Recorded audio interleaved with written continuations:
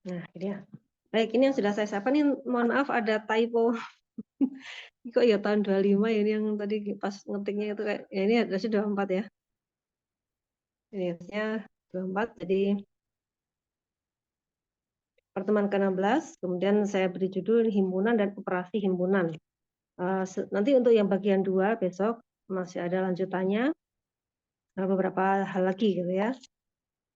Nah, seperti yang sudah saya sampaikan tadi, isinya ya mesti kurang lebih 2 hal ini ya, pengertian himpunan yang dasar, kemudian operasi himpunan. Operasi himpunan ini ya apa namanya, bagaimana kita bisa melakukan sesuatu kalau mempunyai 2 atau lebih dari 1 himpunan gitu ya. Baik, ini saya mulai dari hal yang paling sederhana dulu ya. Mengapa sih kok kita perlu pengertian himpunan itu yang betul gitu ya. Bahkan di kehidupan sehari-hari pun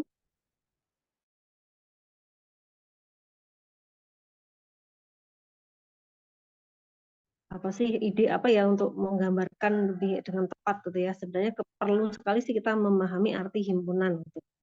Nah, tentu di antara kita semua paling tidak sudah pernah ya ke supermarket atau ke pasar tradisional atau mungkin tempat-tempat jualan yang lain ya, jadi mungkin di pasar malam atau di apa namanya expo sesuatu gitu ya. Nah di situ biasanya kan banyak sekali barang-barang gitu ya. Entah itu mungkin expo atau pameran buku, kemudian kuliner ya semacam itu. Nah ini saya memberi ilustrasi misalnya sebuah kios atau pasar gitu ya, atau supermarket.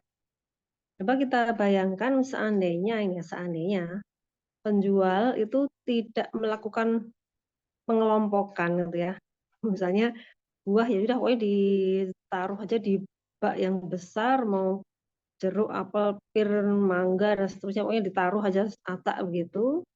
Dibandingkan dengan ketika kita datang ke supermarket tapi kondisinya sudah rapi seperti pada gambar ini. Misalnya wortel sendiri, kemudian timun atau apa tuh paprika ya di ilustrasi kan kelihatan gitu ya.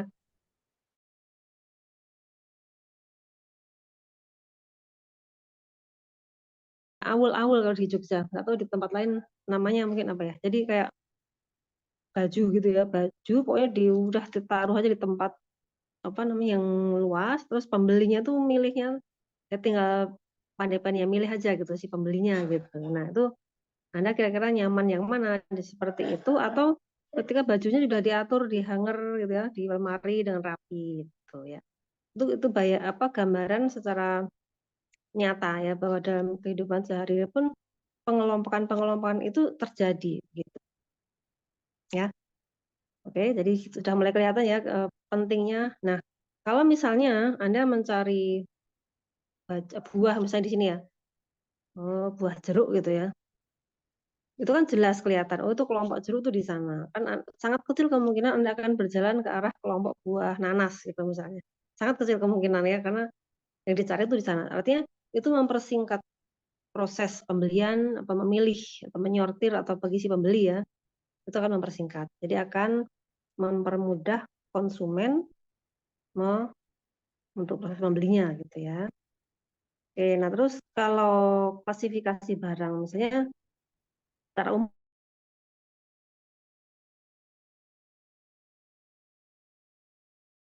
diklasifikasi berdasarkan beberapa hal. Misalnya klasifikasi berdasarkan sifat fisik, cair, gas, padat, sabun pun misalnya kalau supermarket ya itu kan sama-sama sabun itu kan sabun cair dengan sabun yang batangan yang padat itu kan bisa dipisah kan, walaupun itu satu ini ya satu los sabun gitu misalnya tapi dipisah.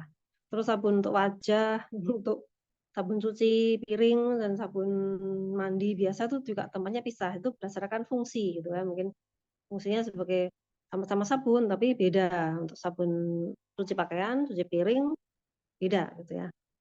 Kemudian berdasarkan industri, itu ada benda-benda pertanian, manufaktur, teknologi, ya itu juga tergantung klasifikasinya.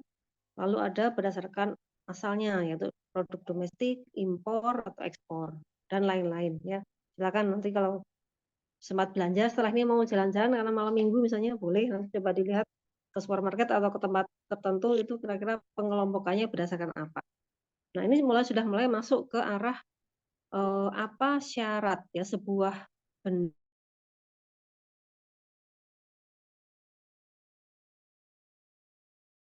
ke nanas, karena nggak mungkin karena sudah ada syarat keanggotaan bahwa kotak itu hanya berisi jeruk gitu misalnya. Kotak itu hanya berisi nanas. Itu sudah ada syarat keanggotaan secara tidak langsung oleh si penyortir itu sudah ada definisi itu begitu ya. Baik, sekarang kita lihat jenis yang berikutnya, misalnya ini, pencari lowongan kerja. Nah, ini atau mungkin calon mahasiswa baru bisa bisa juga ya kayak gitu juga. Artinya ada semacam apa namanya kerumunan atau kelompok orang gitu misalnya yang ingin mencari melamar pekerjaan ya.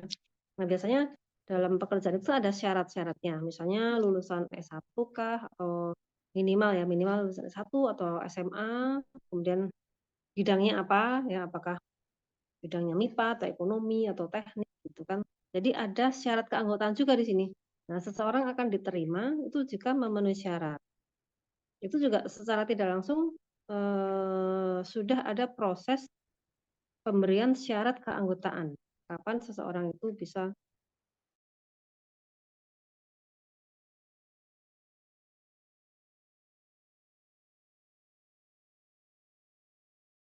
ya, yang kemudian menyebabkan seseorang bisa masuk apa diterima di pekerjaan itu.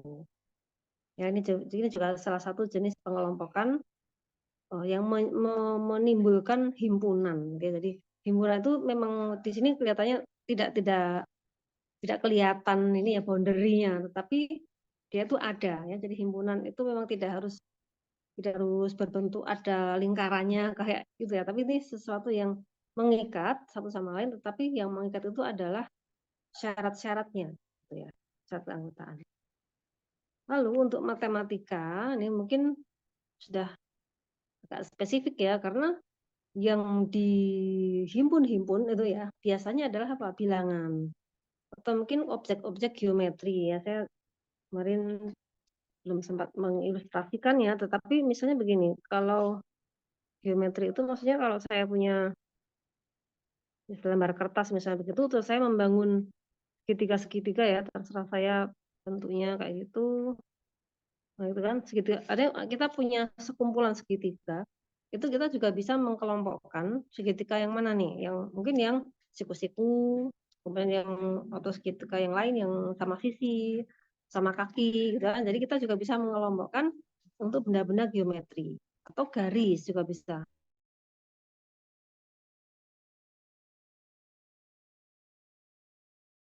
Terah itu bentuknya, gradiennya dan seterusnya. Ini juga bisa kita kelompokkan. Garis lurus ya yang gradiennya satu, misalnya kelompok satu sendiri, atau garis-garis yang gradiennya sama atau ngelompok yang ya yang gradiennya satu, gradiennya dua, gradiennya setengah, min satu mengelompok menjadi satu, maka akhirnya terbentuklah himpunan-himpunan yang dengan anggota yang spesifik gitu ya. Jadi itu ternyata pengertian himpunan sangat penting karena dalam beberapa aspek kita tidak tidak asing ya dengan hal itu. Baik, saya teruskan, karena tadi sudah beberapa ilustrasi atau contoh, sekarang kita lihat definisi atau pengertian sebenarnya apa sih himpunan itu, gitu ya.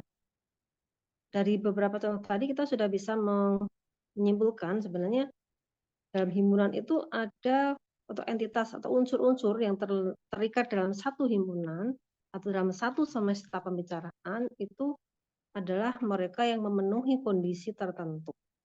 Kondisi itu bisa bermacam-macam tadi ya, tergantung kasusnya. Misalnya buah jeruk, buah apel sendiri. Kemudian kalau dalam konteks kita ya misalnya himpunan mahasiswa, ya misalnya himpunan semua bilangan bulat,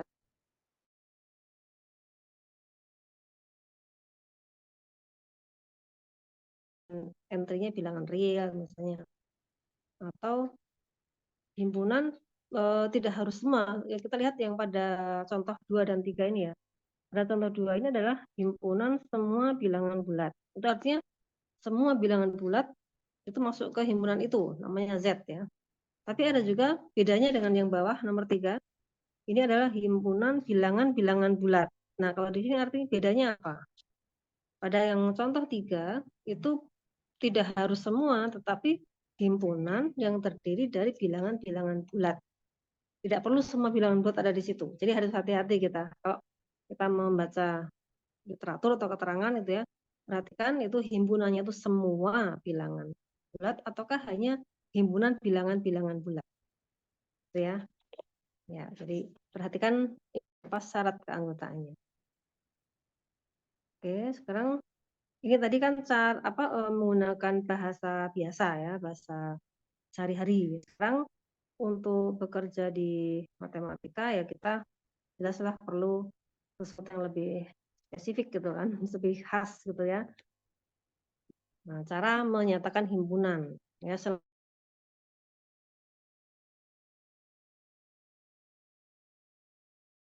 anggotanya.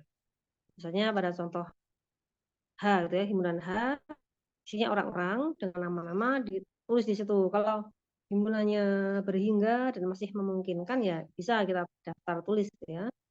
Tapi kalau tidak, misalnya pada Z tadi ya, himpunan bilangan bulat, itu kalau kita mau mendaftar anggotanya itu ya tidak bisa semuanya ditulis ya. Paling seperti deret saja atau barisan ya, barisan dengan pola tertentu. Terus biasanya orang sudah tahu maknanya. Ya, artinya kalau seperti ini yang ini ya, contoh nomor 2 ini kan 0, 1, 2, 3. Kalau melihat polanya kan ini berarti bertambahnya 1, 1, 1 gitu ya. Jadi mestinya ini nanti seterusnya ada 4, terus 5, dan 6, seterusnya ya. Nah, titik-titik itu menyatakan terus berjalan ya sampai enggak berhenti ya. Terus yang ke kiri juga ini min 1, min 2, min 3 kita lihat polanya berarti nanti yang di sebelah kanannya ini adalah min 4, nanti min 5 kayak gitu ya. Ini juga cara menyatakan himpunan tak hingga tuh asalkan polanya teratur ya bisa kita tulis seperti itu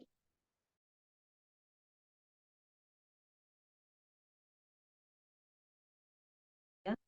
Itu adalah himpunan vokal ya, huruf vokal hanya ada 5 ya di yang kita pakai. Jadi A, I, U, E, U yang internasional ya itu ada 5. Jadi bisa ditulis secara dideskripsikan ya. Didaftar ya, maaf. Kalau mendeskripsikan itu beda lagi ya. Mendaftar tuh betul-betul mendaftar, menulis semuanya gitu ya. Tapi kalau mendeskripsikan itu biasanya syarat keanggotaannya ditulis menggunakan kalimat. Ya, contohnya tadi yang Z tadi ya. Z untuk contoh yang atas ini adalah dia didaftar. Tapi pada contoh yang bawah kita deskripsikan ya, yaitu kita katakan saja bahwa Z itu adalah menyatakan himpunan X dengan X bilangan bulat. Itu. Jadi pakai menggunakan kata-kata biasanya ya, atau kalimat. Kemudian yang A ini juga ya. A ini kan tadi yang contoh pertama didaftar anggotanya. Contoh kedua cara menyatakannya bisa dengan mengatakan bahwa A itu adalah himpunan huruf Latin vokal. Huruf kita yang internasional ya. Vokalnya hanya ada 5.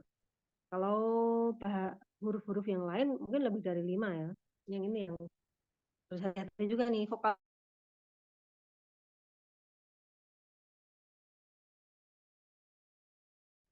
vokalnya hanya ada 5 ya. Tapi kalau yang lain, aksara yang lain bisa beda.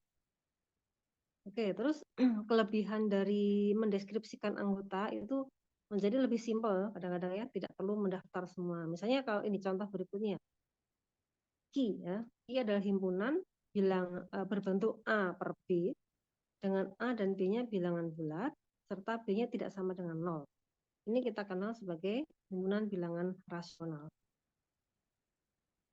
Lalu bisa juga cara yang berikutnya mendeskripsikan tidak harus kalimat biasa, bisa juga berupa simbol-simbol matematis di situ ya. Misalnya I ya, I adalah X ini mestinya ada semestanya ya. X anggota apa sih? R mungkin itu ya. Mungkin tepatnya gitu ya. Kalau saya boleh tambahkan ya, I dengan real atau bilangan I juga bisa, tapi mungkin real biar untuk lebih lengkapnya ya. Yang terletak antara 0 dan 1, 0-nya juga masuk, 1-nya juga masuk. Ya, ini juga salah satu cara untuk mendaftar, mendeskripsikan anggota-anggota sebuah himpunan. Ya. Sampai di sini bisa diikuti ya. Semoga.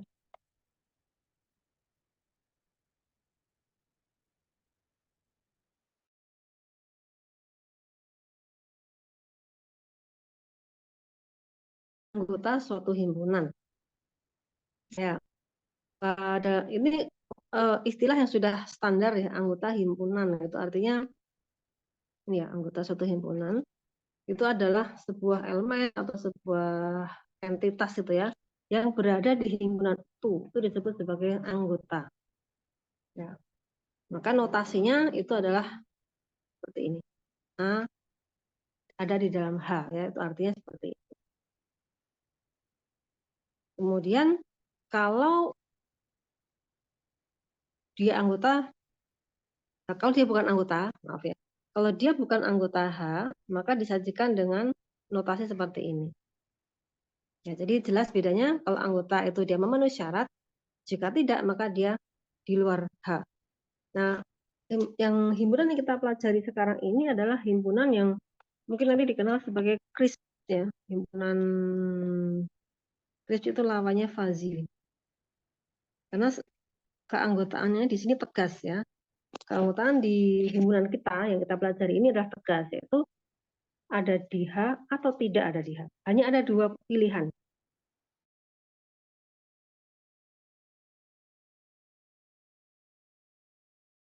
Anda sudah mengenal ya, Fuzzy itu nilai keanggotanya tidak 01 ya, tidak iya dan tidak gitu. Tapi ada yang iya, ada yang setengah iya, ada yang sedikit iya gitu ya. Jadi keanggotaannya tidak tegas kalau Fuzzy.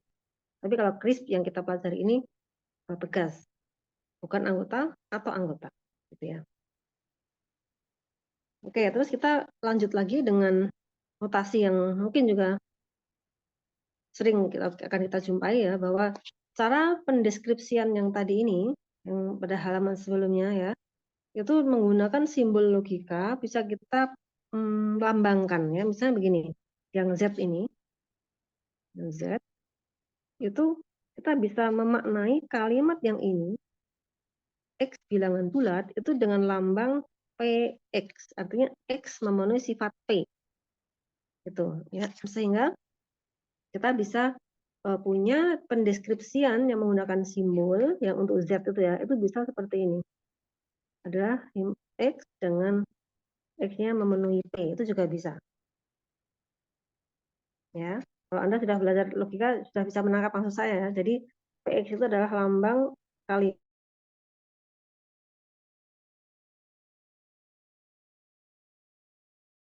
ini ya. Jadi kita juga bisa menjumpai pendeskripsian yang seperti ini. Oke, terus selanjut kita lihat ada notasi yang istimewa, yaitu himpunan yang tidak mempunyai anggota. Itu dinotasikan dengan empty set ya, kosong seperti ini atau seperti ini. Ya. Tapi yang lebih banyak digunakan yang ini, lebih banyak ya. Tapi juga yang kedua juga bisa dipakai. Ya, itu adalah himpunan lambang untuk himpunan yang tidak mempunyai anggota. Ya. Misalnya ya banyak sih, misalnya himpunan negara yang mempunyai lebih dari satu presiden misalnya, itu kan setahu saya tidak ada ya negara presidennya dua, itu kayaknya enggak ada ya, atau tiga gitu ya. Jadi itu himpunan kosong, tidak ada yang memenuhi syarat itu gitu ya. Intinya pokoknya himpunan yang tidak tidak ada anggota manapun yang memenuhi syarat di himpunan itu, maka mengakibatkan himpunan itu kosong. Ya. Oke, sekarang saya teruskan. Nah, saya akan memberikan contohnya di sini ya.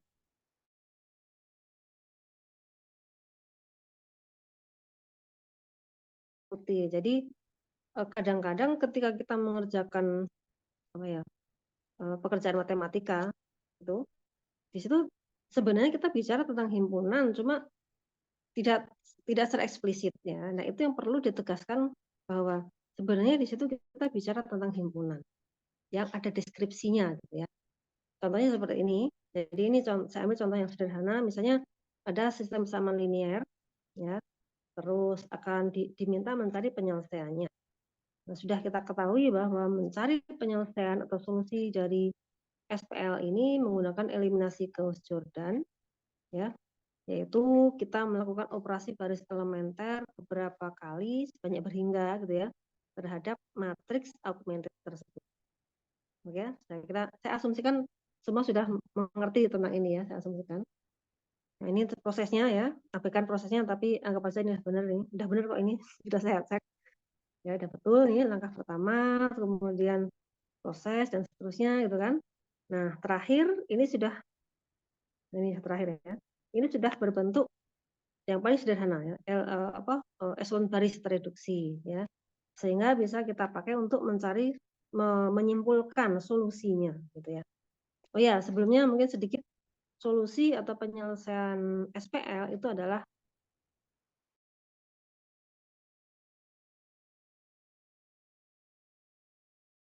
persamaan ini. Ya, harus memenuhi tiga-tiganya, nggak boleh hanya satu atau hanya dua, tapi harus tiga-tiganya gitu ya. Jadi ketika saya menemukan solusinya nanti harus memenuhi ketiganya. Baik, setelah sampai pada bentuk eselon baris reduksi, terus kita simpulkan. Nah, kayak gini.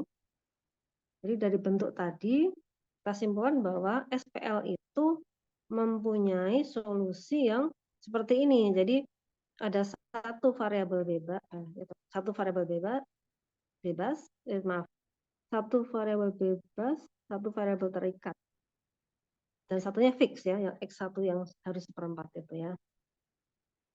Nah, kemudian dalam notasi himpunan, biasanya kalau kita mengerjakan sesuatu kan berhenti sampai di sini aja ya. Tapi ini sebenarnya ini adalah apa ya, solusi itu kan berarti himpunan ya, himpunan bilangan-bilangan real yang memenuhi persamaan tadi ya. Jadi kita bisa mendeskripsikannya seperti ini. Solusinya itu berupa seperti triple atau n tuple ya, di sini ada tiga bilangan real sekaligus ya, namanya tiga tuple gitu ya. Dengan kondisi seperti ini, yang pertama selalu seperempat.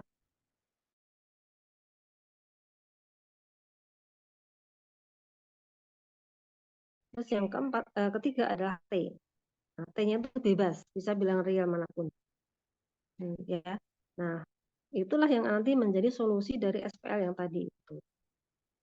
Jadi ini saya intinya atau poinnya adalah bentuk yang terakhir inilah yang kita sebut sebagai solusi. Dia berupa himpunan ya.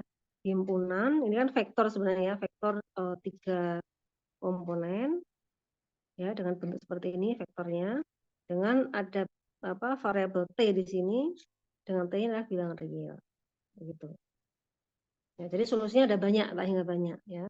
Nah, kalau kita ingin tahu salah satu solusinya, salah satu penyelesaiannya, misalnya kita ambil t-nya adalah 1, sehingga akibatnya yang tengah menjadi 7/4, yang pertama tetap fix seperempat gitu ya.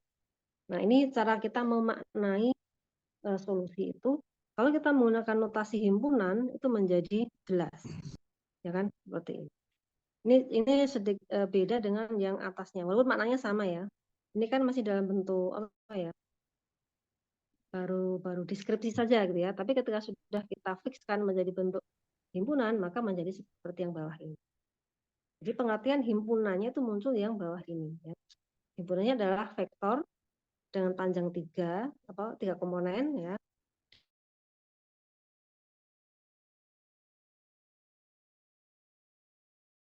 Semoga bisa ditangkap ya maksudnya. Kemudian lanjut ya. Tadi sudah pengertian tentang bagaimana cara mendeskripsikan himpunan gitu ya. Sekarang kita lihat tentang kesamaan dua himpunan. Ilustrasi ini mungkin akan memberikan gambaran gitu ya, bahwa kalau kita punya dua himpunan, yang gambar yang pertama itu dari secara yang kasat mata saja kita sudah bisa menyimpulkan mereka tidak sama. Dua himpunan ini tidak sama. Karena yang satu itu anggotanya 2, yang satu anggotanya 3. Jelas tidak sama dari sisi banyaknya elemen ya. Walaupun ada anggota yang sama gitu kan, tapi jumlahnya tidak sama.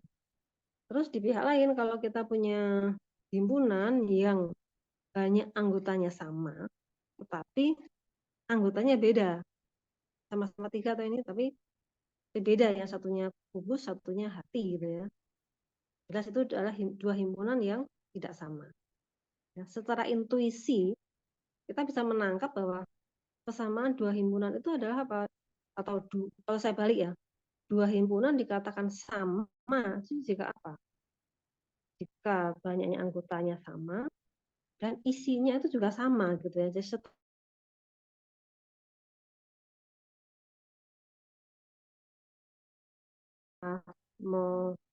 mengerjakannya gitu atau menyimpulkan itu ya.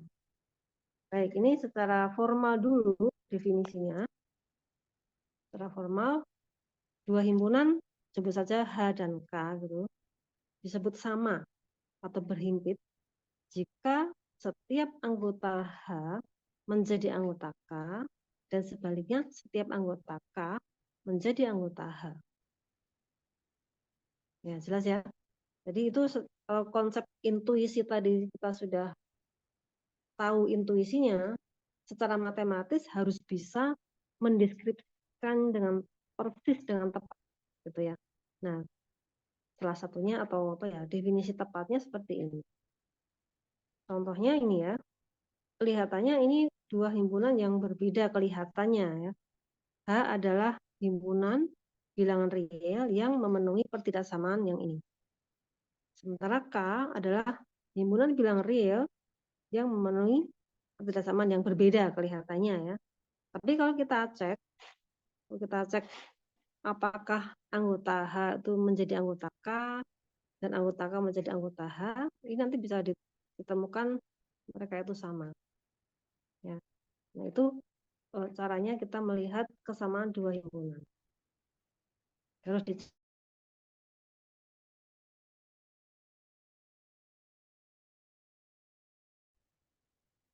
sebelum sampai ke contoh lebih lanjut, saya teruskan dulu ya pengertian berikutnya, yaitu bukan anggota. Ya. Kalau tadi kita sudah bicara tentang anggota, sekarang kita lihat yang dimaksud dengan bukan anggota itu apa. Nah, kita lihat kembali,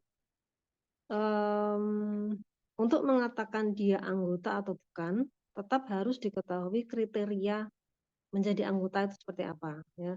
Jadi misalnya diketahui himpunan A dengan kriterianya ini, dia adalah menghimpun X dalam semestanya yang memenuhi sifat P. Gitu ya. Maka yang bukan anggota itu berarti anggota di semestanya yang tidak berada di A. Tidak berada di A itu artinya dia tidak memenuhi syarat P, gitu ya.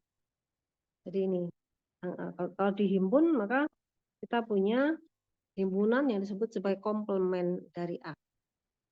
Ya, komplement dari A itu berarti semua anggota semesta yang tidak berada di A. Ya, ini mungkin kok namanya kok K ya, harusnya ini A gitu biar konsisten ya dengan contoh atau dengan di definisi. Jadi ini misalnya A-nya yang kuning ini, terus ini X ya, misalnya X-nya di luar gitu, X-nya di luar, berarti dia bukan anggota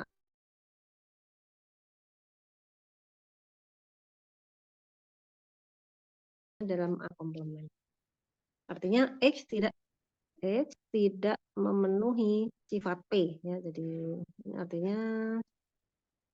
artinya ini sama saja artinya bahwa X tidak memenuhi sifat P. Jadi negasi dari PX gitu ya. Itu ya.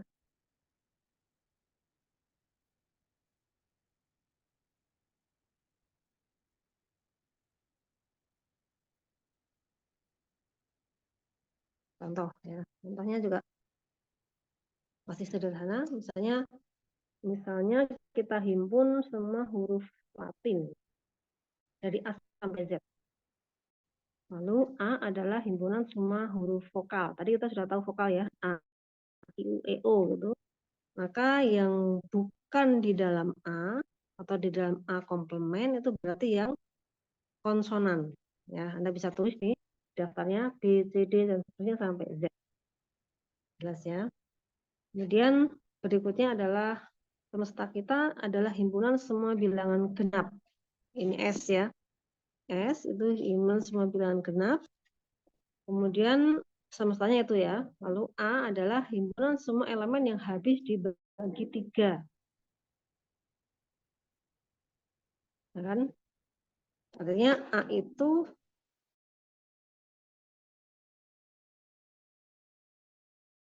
3 membagi habis X. Atau gini aja saya pakai gini aja. Habis dibagi 3 itu berarti X sama dengan 3K untuk 1K. Terdapat K di dalam apa? Z misalnya. Pelipatan ya, kayak gitu ya. Nah, tentu yang tidak di dalam A atau A komplement adalah, oh ya ini maaf dia itu genap ya. Jadi X di dalam S. Nah, berarti yang dalam komplement adalah bilangan genap yang tidak habis dibagi 3. Gitu ya. Misalnya berapa? 4, 8. Udah nggak habis dibagi 3. Gitu. Contohnya itu ya.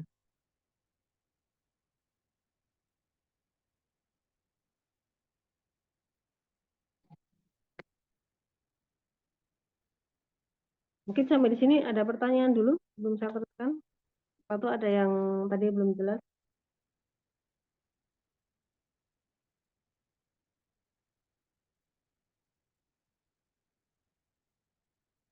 Baik, kalau tidak ada, saya teruskan lagi. Ini sekarang sampai kepada pengertian himpunan bagian ya. Himpunan bagian itu atau subhimpunan boleh, subset juga boleh, menyebutkannya boleh. Ilustrasinya seperti ini. Ya, ilustrasinya ada 2 himpunan, yang satu termuat di dalam himpunan yang satu.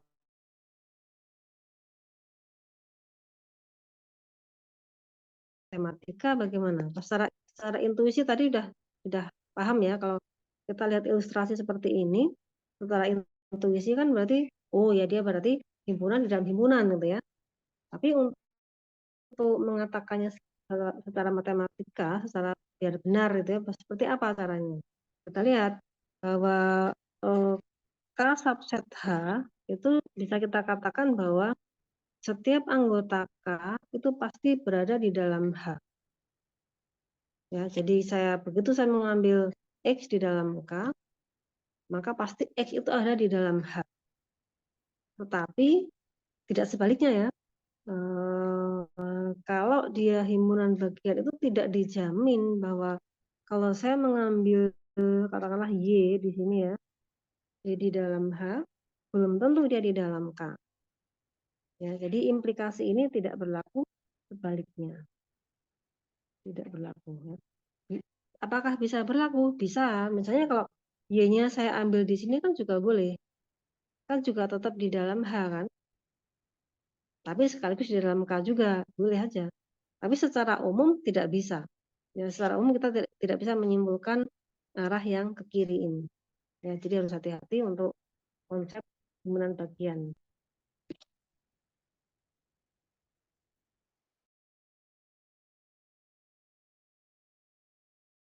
Untuk rantai. Contohnya yang nomor 2 ini. Ya, contohnya nomor 2, jadi himpunan semestanya adalah himpunan semua makhluk hidup. Kemudian himpunan yang pertama, Y, himpunan semua hewan bertulang belakang. Z-nya adalah himpunan semua unggas.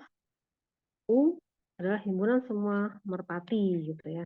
Nah, kita lihat bahwa merpati itu termasuk unggas. Unggas itu punya tulang belakang. Dan tulang belakang dan hewan bertulang belakang adalah termasuk makhluk hidup. Ya, jadi kita mempunyai rantai. Ya, himpunan subset itu bisa rantai, bahkan rantainya itu kalau dalam bilangan itu bisa sampai tak hingga rantainya ya. Misalnya kalau dalam bilangan itu apa? Contoh ketiga ya. Apa ya? Yang tak hingga itu misalnya,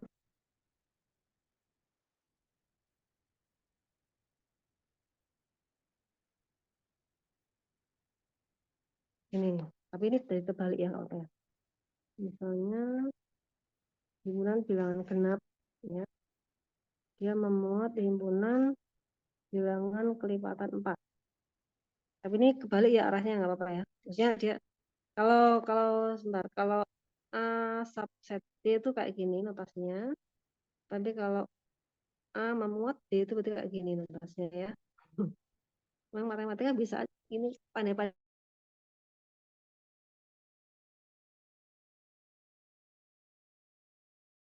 apa namanya, boleh dibalik gitu loh maksudnya. Tapi ingat ini harus hati-hati nih, rantainya rantai turun ya. Jadi 2Z memuat, seperti memuat ya, memuat 4Z, artinya himpunan bilangan kelipatan 2 itu memuat himpunan bilangan kelipatan 4, memuat himpunan bilangan kelipatan berapa? 8 misalnya, 8Z, memuat himpunan bilangan bulat kelipatan berapa? 16 misalnya ya. Dan seterusnya. Ini kalau kita jalankan ini rantainya akan jalan terus ini ya.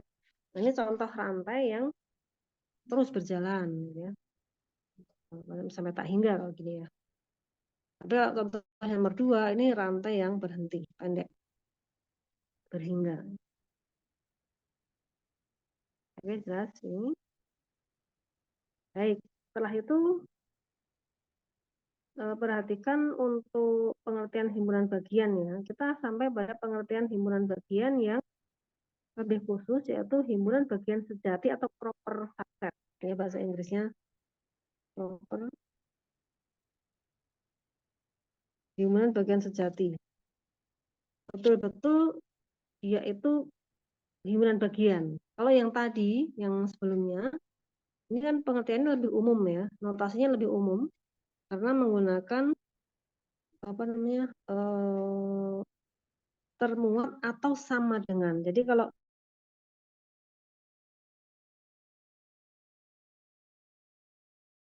pahami bahwa K itu kondisinya bisa termuat murni seperti dalam ilustrasi itu, tapi bisa juga dalam kasus tertentu dia itu sama.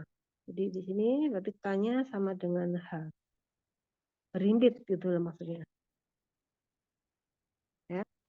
Nah, sekarang kita lihat pada pengertian yang berikutnya bahwa ada pengertian himpunan bagian sejati. Jadi betul-betul dia tuh murni bagiannya, tidak ada, tidak akan pernah terjadi dia tuh sama dengan induknya yang lebih besar. Gitu ya. Makanya namanya adalah proper subset. Nah, ini. Notasinya juga sedikit berbeda, yaitu subsetnya nggak pakai sama ya, betul-betul hanya A subset B, udah nggak pakai yang kayak gini ya. Itu artinya dia murni termuat. Contohnya apa? Ini contohnya. 2Z itu termuat di dalam Z. Nah, cirinya apa? Cirinya adalah dia merupakan himpunan bagian sejati kalau kita bisa menemukan anggota B yang bukan anggota A. Ya, jadi kalau diilustrasikan tuh betul-betul dia tuh betul-betul nggak akan pernah sama. Jadi A-nya ini contohnya kan 2Z kan himpunan bilangan genap ya. Sementara yang ini Z himpunan bilangan bulat.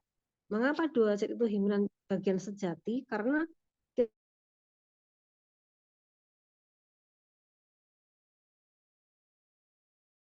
Z misalnya apa? Banyak. Ini misalnya 3, 5. Itu kan bilangan bulat ya. Tapi dia tidak berada di dalam 2Z. Jadi maksudnya ada apa sih? Ada anggota yang ada di luar 2Z itu masih di dalam Z. Itu maksudnya proper subset. Ya, jelas ya. Ini proper subset itu kadang juga menjadi hal yang krusial ya, menjadi hal yang penting kalau dalam kita mendefinisikan sesuatu.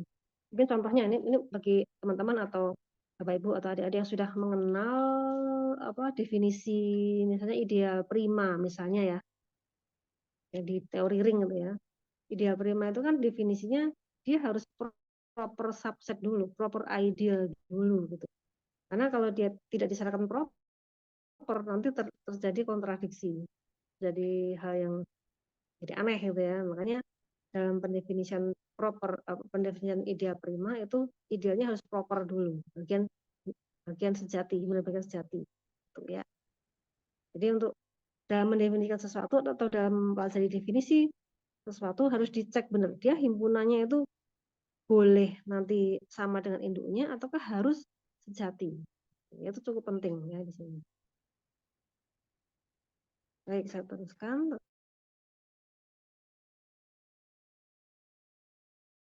Terma di sini masih menyangkut sifat-sifat dasar himpunan tentang kaitan satu sama lain ya. Yang pertama, ini kondisinya adalah kita punya sama skalanya S, kemudian kita punya himpunannya U, V, dan W. Lalu kita lihat makna dari kalimat-kalimat ini ya. Yang pertama adalah U itu dianggap sebagai himpunan bagian dari U. Nah ini yang saya maksud ya, bahwa subset itu tadi yang ini ya, itu memperbolehkan U dipandang sebagai subset dia sendiri. Nah, dalam hal ini U itu bukan proper subset, ya kan? Karena kan sebenarnya aslinya itu U kan sama dengan dia sendiri sebenarnya kan. Tapi dalam kasus tertentu konsep ini kita bisa memandang U itu sebagai himpunan bagian dari dia sendiri, tapi bukan proper. Karena sebenarnya dia itu sama sebenarnya, tapi bisa kita pandang sebagai subset. Kenapa boleh seperti ini? Kenapa boleh? Kok bisa dianggap sebagai subset? Nah, kita lihat definisi subset tadi apa? Ya, definisi subset tadi kan tadi apa? H atau saya kembali ke yang tadi ya, definisi subset tadi mana? Yang ini. Ini ya. K dikatakan subset anggota H juga gitu ya. Berarti kalau kita kenai pada U yang tadi, yang ini, kalau saya ambil sembarang X di dalam U, ya, maka X di dalam U akan berakibat X di dalam U, kan gitu ya. Jelas ini adalah kalimat yang benar kan, true kan, terpenuhi gitu maksudnya kan. Nah, kalau ini terpenuhi, berarti kita bisa menyimpulkan U adalah subset U. Nah, itu. Jadi kalimat nomor 1 atau sifat pertama itu berdasarkan definisi subset. Oke ya, jelas ya. Baik, sekarang yang kedua. Tentang apa nih, rantai ya. Tadi dalam contoh kan sudah ada contoh rantai. Ini ya, contoh rantai yang ini ya. Yang bilangan bulat ini ataupun yang unggas-unggas tadi ya. Itu kalau saya punya ini, saya ambil yang contoh bilangan aja ya. Misalnya 8Z itu kan subset 4Z, subset 2Z gitu ya. Dari definisi subset, saya bisa mengatakan bahwa secara definisi betul bahwa 8Z itu himpunan bagian 4Z. Karena setiap bilangan kelepatan 8 kan pasti kelepatan 4 ya. Nah, di pihak lain, setiap bilangan kelepatan 4 pasti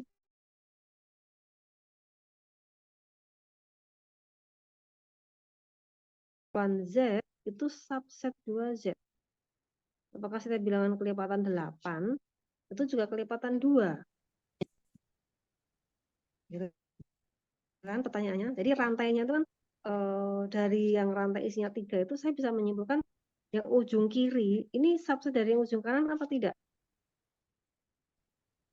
Nah, kita lihat ternyata dari teorema tadi, ternyata kita boleh menyimpulkan seperti itu. Ini dijamin pada kalimat yang nomor 2.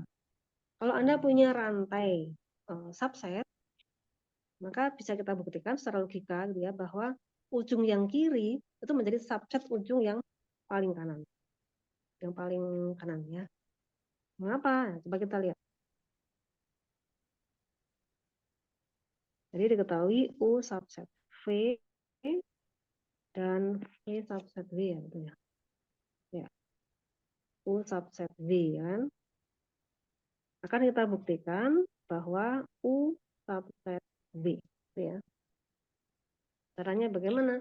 Caranya kembali ke definisi ya. Karena diketahui U subset V itu artinya untuk setiap X di dalam U, maka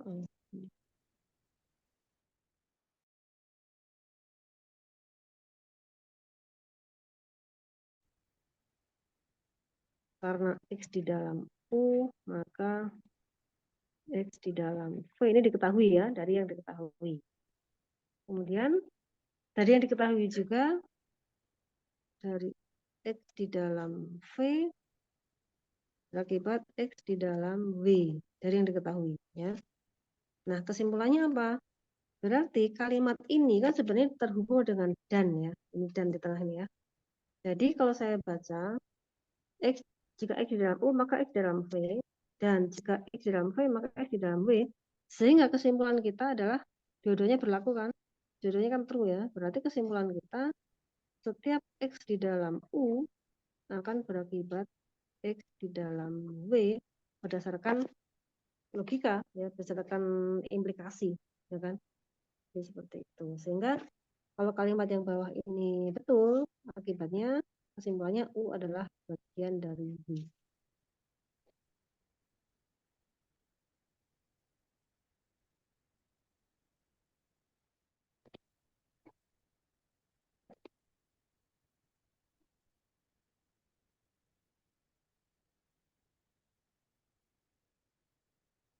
Oke ya. Sekarang kita lihat nomor 3. Itu yang cukup penting ya. Nomor 3 ini penting. Penting juga. Semuanya penting sih menurut saya ya. Nomor 3 itu kalau saya punya U subset V dan V subset U, maka kesimpulannya U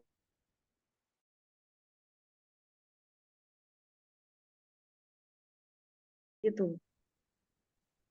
Ya, coba kita lihat.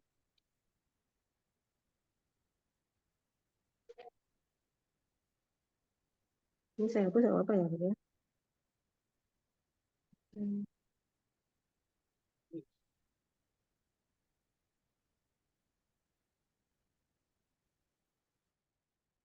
Yang sering sekali dipakai ya, nomor 3 ini. U subset V dan V subset U. Jadi diketahui U subset V dan V subset U. Baik, kita lihat dulu. U subset V artinya setiap X di dalam U berakibat X di dalam V. Nah, kalimat ini artinya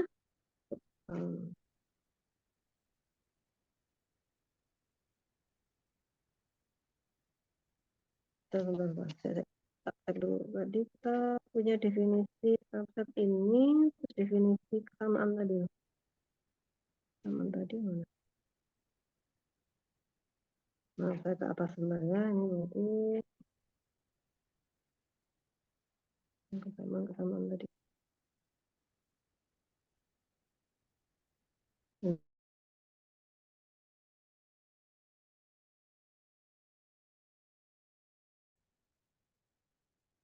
Nah, ini.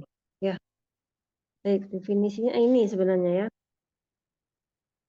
Definisi kesamaan tadi itu kan H dikatakan sama dengan K jika dan hanya jika untuk setiap X yang ada di dalam H berakibat X di dalam K. Jadi kalau implikasinya ini saya pandang satu arah, itu kan berarti X di dalam H berakibat X di dalam K, gitu kan ya kalau satu arah. Ini kan sama saja artinya bahwa H itu subset K.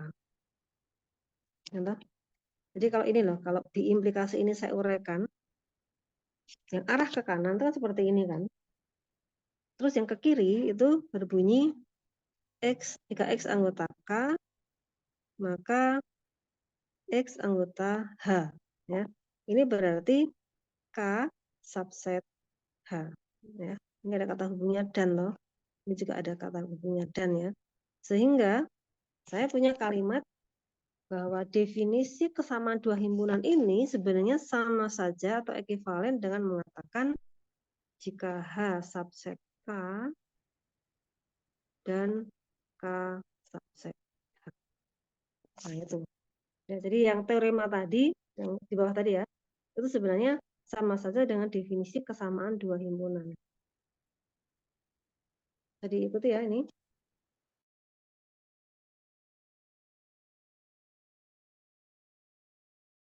Itu berarti langsung aja ya. Jadi dari kalimat ini sama saja kita mengatakan U sama dengan V.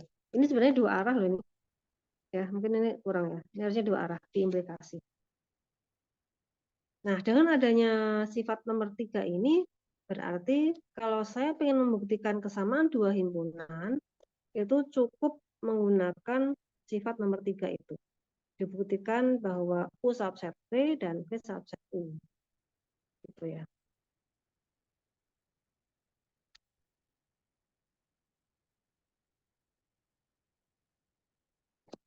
Baik, nah ini yang keempat, silakan ini dicoba sendiri. Nah, tadi sudah beberapa kali diberi contoh, karena yang keempat bisa dicoba bahwa kalau ada kondisi U subset V, bagian V, maka bagaimana dengan komplemennya? Komplemennya akan bersifat bahwa V komplemen itu akan termuat di dalam U komplemen. Ya, itu bisa dengan mudah dibuktikan menggunakan definisi komplemen ya tadi. Baik, ada pertanyaan nggak nih? Masih ada satu bagian lagi sebelum kita akhiri ya, masih ada sedikit waktu. Silakan kalau ada yang mau ditanyakan.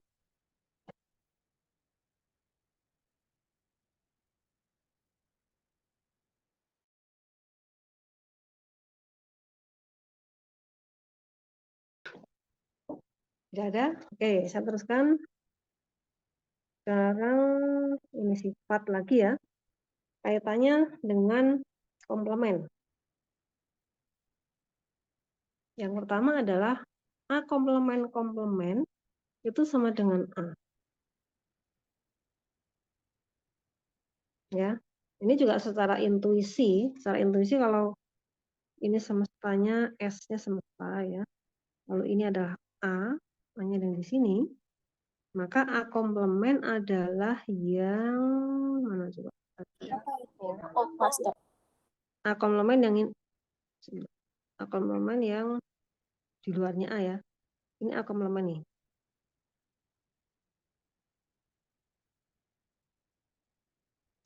Ini A komplemen ya. Gitu ya. Jadi A komplemen yang merah itu berarti A komplemen komplemen berarti bukan yang ada di A komplemen tapi dia ada di A. Ya, secara intuisi bisa terlihat dari diagram ini, tetapi untuk pembuktian tidak cukup kalau hanya ilustrasi ya, harus dibuktikan secara matematis.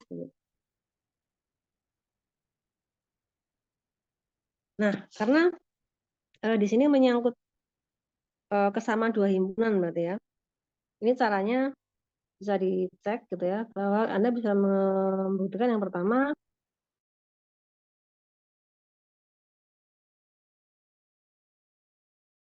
A adalah subset A komplemen komplemen.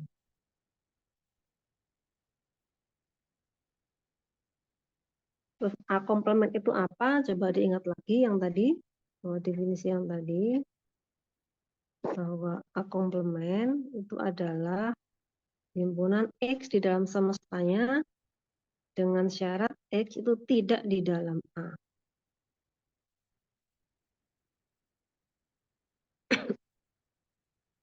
Atau, ya betul, X di dalam A.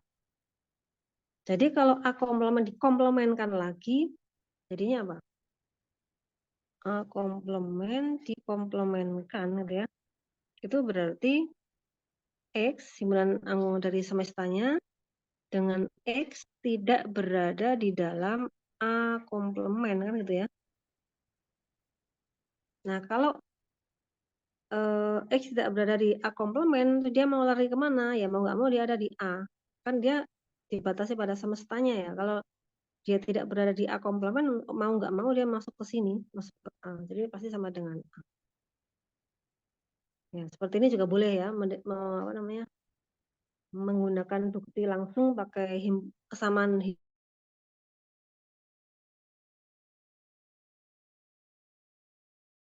di dua bagian. Nah, ya.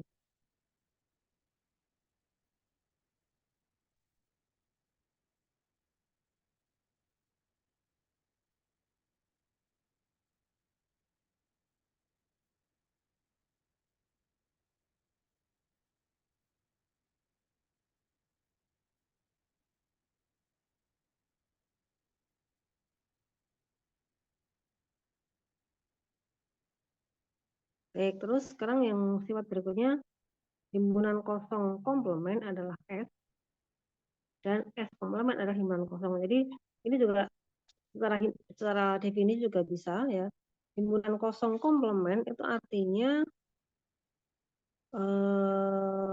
apa ya? Elemen yang tidak berada di himpunan kosong gitu loh.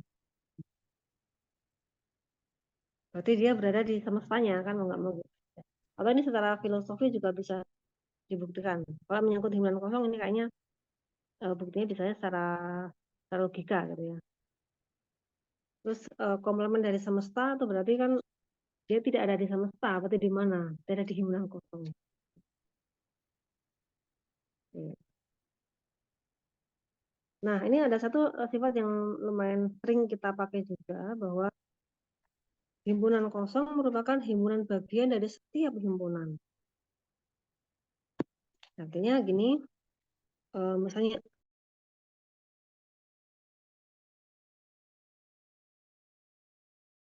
dari A. Ini A-nya sembarang ya, sembarang banget. Pokoknya sembarang banget himpunan, maka dia pasti memuat himpunan kosong. Mengapa kok bisa seperti itu gitu ya? Nah, kita kembali pada pengertian subset ya. Jadi subset itu K dikatakan subset H jika apa? Tadi ulang lagi ya pengertiannya tadi. Jadi K subset H tadi artinya apa? Artinya setiap anggota di K itu akan berakibat ada di dalam H, gitu ya. Sekarang kita mau membuktikan ini, bahwa himpunan kosong bagian dari A. Berarti kita akan membuktikan bahwa ambil sembarang X di dalam himpunan kosong, ya, akan dibuktikan bahwa X itu ada di dalam A, gitu ya. Ini pertanyaan, apakah ini true gitu ya? Apakah betul pernyataan ini? Gitu. Nah, kita lihat bahwa pernyataan ini berupa implikasi ya. Jadi pernyataan ini berupa implikasi. Kita perhatikan pada antecedennya yang sebelah kiri. X anggota himpunan kosong itu kan kalimat yang false. Karena karena himpunan kosong nggak punya anggota kan. Jadi ini adalah pernyataan false atau salah. Lalu salah ya yang kiri. Maka berakibat ini. Nah, karena dia implikasi, antecedennya selalu salah, berarti ini nilainya adalah true. Ya, dengan kata lain, kalimat yang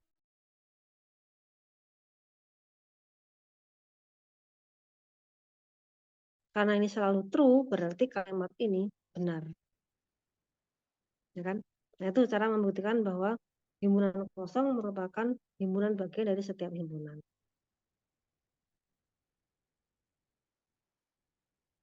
Nah, dengan cara seperti ini, Anda bisa mencoba bukti yang nomor 2 ini ya.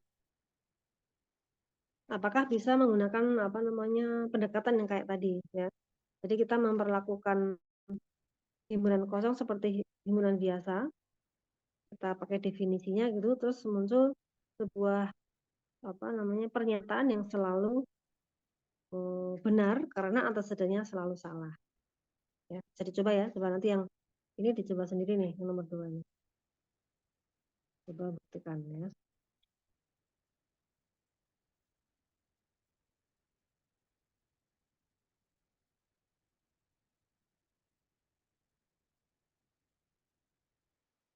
Sudah cukup jelas ini sifat atau teorema 3, pembuktian teorema 3 cukup jelas.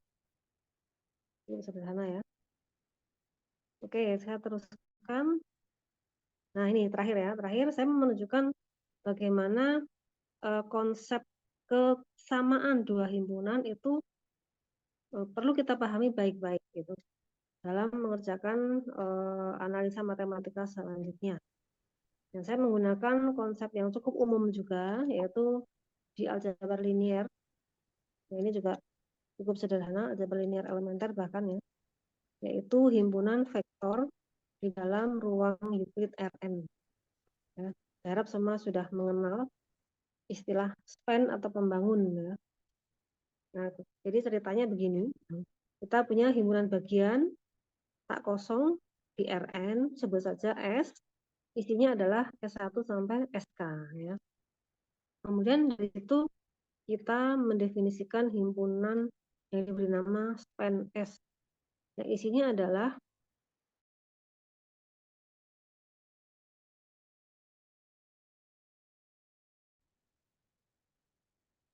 dari definisi dari pembentukan himpunan itu terlihat bahwa PNS itu adalah himpunan bagian RN. By definition ya, secara definisi itu kelihatan dia bagian dari RN. Nah, kita lihat di sini notasi yang dipakai itu adalah subsetnya pakai sama dengan ya. Itu artinya secara umum dia memang himpunan bagian, tapi bisa juga dalam kasus khusus PNS itu akan bisa sama dengan RN. Gitu ya. Jadi tanda subset yang ada ininya itu harus kita pahami baik-baik bahwa secara umum dia subset tetapi bisa menjadi sama dalam suatu ketika dalam kondisi tertentu. Nah, samanya itu kapan? Ya, itu ada syaratnya sih, ya. Nah, dia akan sama itu jika ada syarat tertentu ya. Nah, kalau sama maka S dikatakan membangun RN. Nah, intinya adalah apa? Bahwa secara umum dia itu subset tetapi nanti bisa sama. Ini bagaimana cara kita memahaminya? Nah, ini kita pandang sebagai dua himpunan. SPNS itu himpunan sendiri, RN himpunan sendiri, yang secara alamiah itu hubungannya adalah subset. Ya. Kalau dia sama, itu artinya apa? Artinya kondisi sebaliknya ini juga berlaku. Ini yang satu kan alamiah nih, secara natural ya, ini alami. Secara alamiah dia punya sifat ini, tapi yang satunya syarat yang bawah ini belum tentu terjadi ya, belum tentu.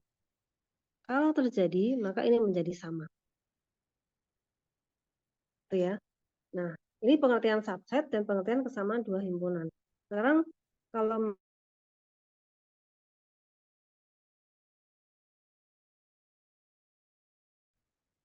S itu subset R3 ya. Kemudian bisa dibuktikan bahwa S ini adalah pembangun RN, pembangun R3. Artinya kita bisa membuktikan bahwa R3 itu sama dengan SPNS dengan dua cara ya, yaitu apa? Dibuktikan R3 subset SPNS dan yang satunya adalah secara alamiah memang SPNS itu subset R3. Jadi ketika akan membuktikan pernyataan ini, kita cukup membuktikan yang pertama ini saja, karena yang kedua ini sudah otomatis terpenuhi. Itu maksud saya. Jadi pengertian kesamaan dua himpunan itu juga dipakai di dalam bagian matematika yang lain. Makanya konsep tadi juga harus dipegang nih, harus terus betul gitu ya. Saya tidak akan menunjukkan buktinya, ini bidang lain ya, maksudnya ini materi kuliah yang lain, tapi seperti itu gambarannya ya. Kemudian yang tidak selalu sama mana? Nah, ini contoh yang bukan vektor pembangun. Himpunannya T atau S juga boleh, diberi nama S juga boleh. Ini tidak membangun R3 karena apa? Yang membangun tadi kan yang sama kan, yang tidak sama namanya bukan pembangun. Nah, berarti yang tidak sama ini kondisinya hanyalah pen T atau S juga boleh ya. Dia hanya subset saja. Subset sejati, jadi nggak sama. Berarti bagaimana saya cara menunjukkan bahwa dia subset sejati? Masih kan nggak tadi caranya gimana? Caranya adalah kita menunjukkan bahwa ada anggota R3 yang tidak ada di dalam span T, ya kan? Jadi kalau digambarkan dalam himpunan di sini, ini R3-nya, ini yang PNT tadi di sini. Jadi ada anggota yang ada di sini terletak di luar span T itu.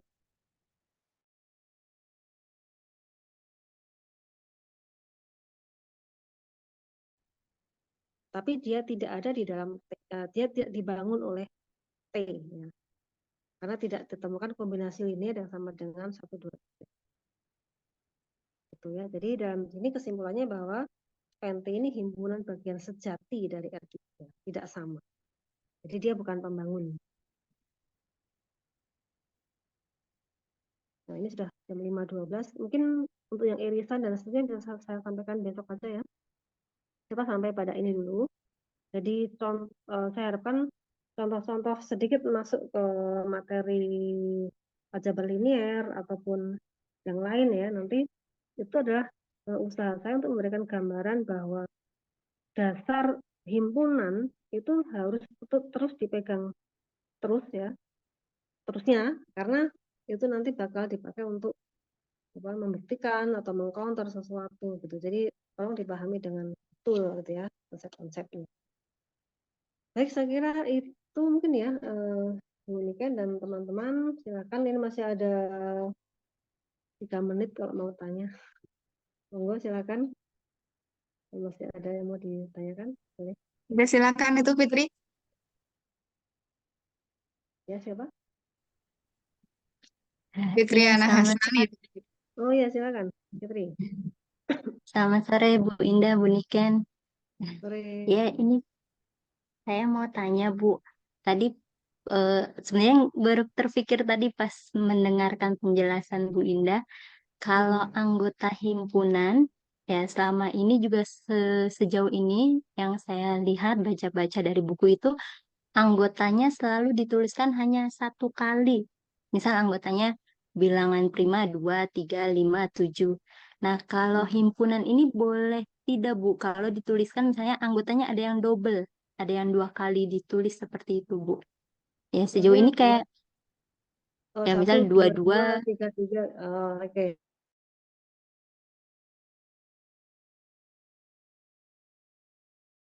di double anggota seperti itu atau memang selalu tunggal anggotanya, Bu? Hmm.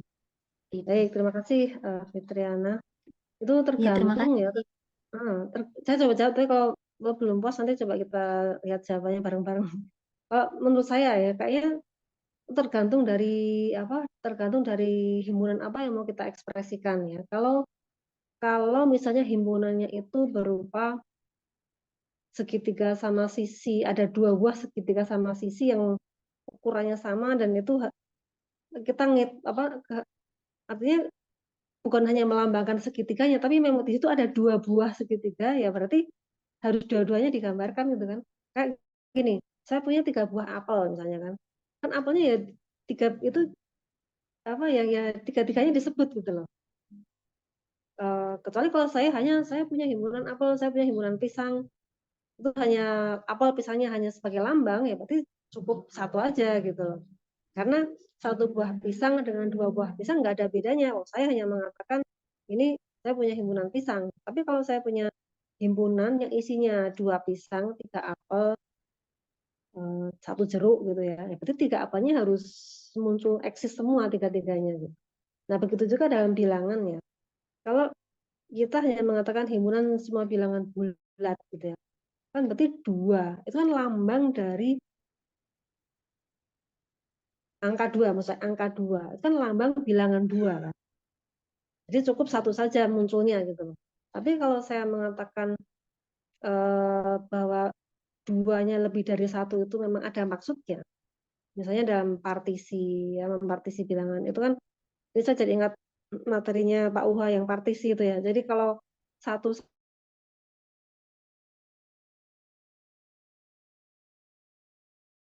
apa sih namanya tuh mempartisinya gitu. Jadi itu tidak bisa diwakili dengan satu satu buah bilangan satu aja, tapi satunya harus muncul 3 kali. Ya, jadi gitu Fitri, mungkin tergantung dari masalahnya apa dulu. Menurut saya seperti itu sih.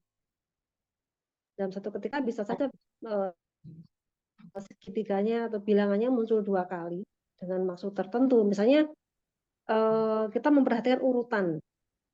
Nah, urutan sama-sama bilangan 2, tapi saya mempunyai 3 buah bilangan 2 yang urutannya saya perhatikan. Berarti buat tiga-tiganya harus muncul di situ.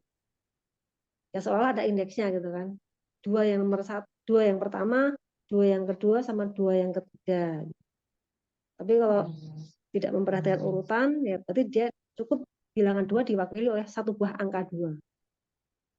Gimana Fitri? Bisa menjawab, moga-moga ya. Ya, ya terbayang, Kalau Bu. masih Ya, ada terima pertanyaan lagi kasih, ya. Bu. Ya, terima kasih, Kalau Bu. enggak, ya nanti kira-kira seperti itu sih. Oke, terima kasih. Terima kasih juga. Mungkin yang lain kalau ada.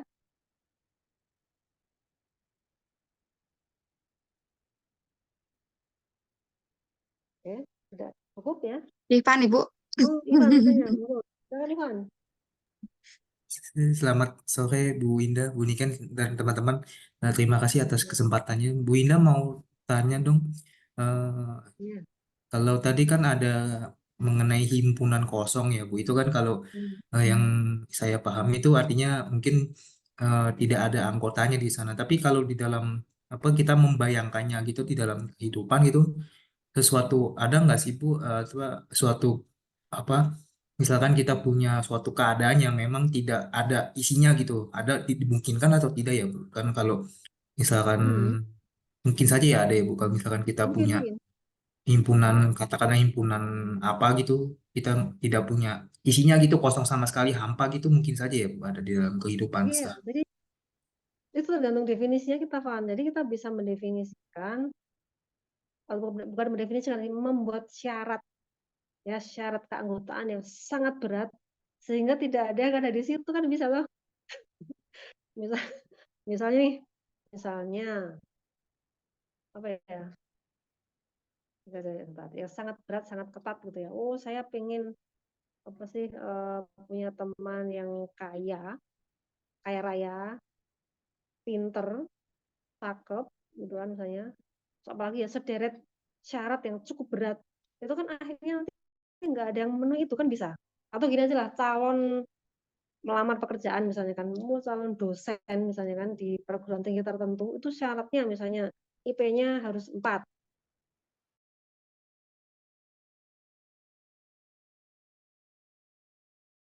Apa dia harus misalnya cum laude atau apalah gitu sehingga akhirnya jadi pelamar yang ada itu nggak ada yang terjaring gitu karena nggak ada yang memenuhi syarat. Terus jadi himpunan kosong kan, gitu maksudnya ya. Jadi himpunan kosong itu muncul tergantung dari syarat keanggotaan apa yang kita tentukan gitu. Bisa kan dalam sehari-hari bisa, sangat bisa.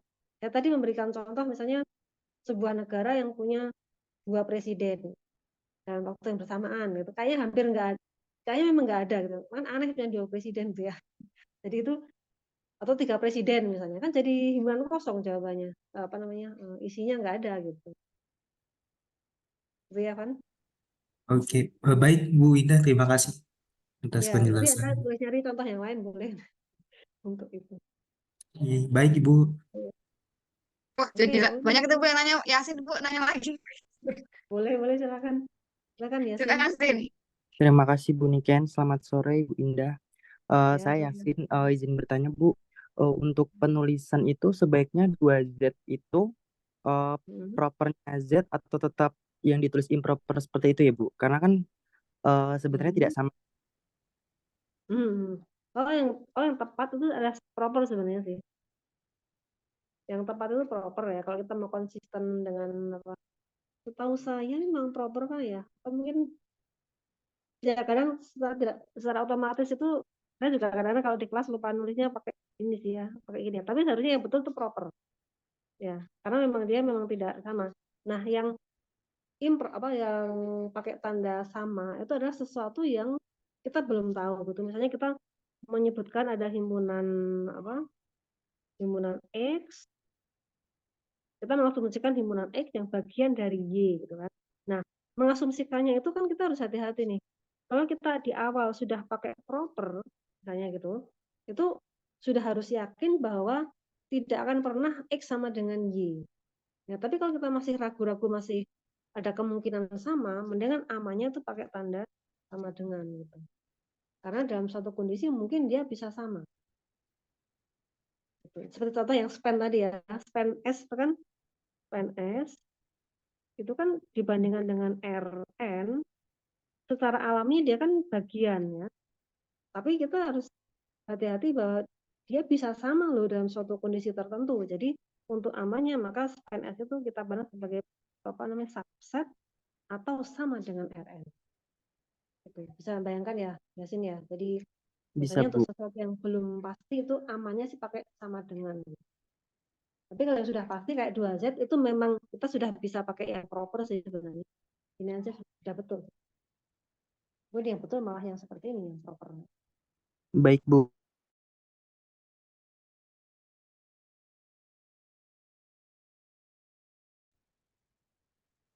Oke, sudah cukup?